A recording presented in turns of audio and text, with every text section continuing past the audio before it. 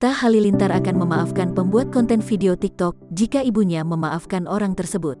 Ia ingin pembuat konten video TikTok yang menampilkan wajah ibunya, Lenggogeni Faruk minta maaf langsung ke ibunya. Kekesalan Atta Halilintar kepada pembuat konten video yang menampilkan wajah ibunya belum reda. Bagaimana tidak akun TikTok @balibong membuat video yang menampilkan wajah ibunya menjadi bahan candaan.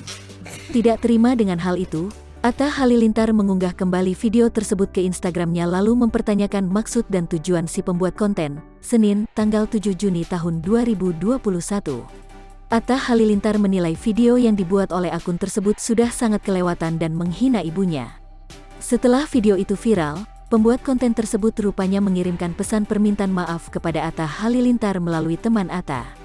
Pesan itu diunggah Atta Halilintar di Instagram Story miliknya di waktu yang sama Atta mengunggah video.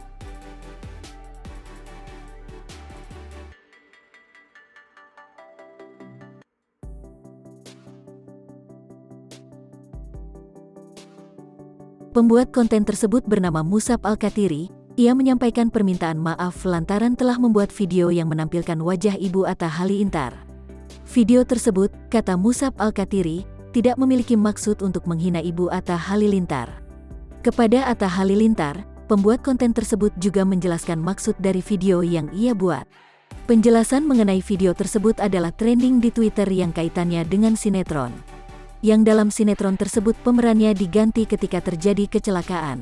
Trending tersebut bukan untuk menghina, melainkan memposting dua orang yang memiliki kemiripan saja, tulis si pembuat konten dikutip Selasa, tanggal 8 Juni tahun 2021.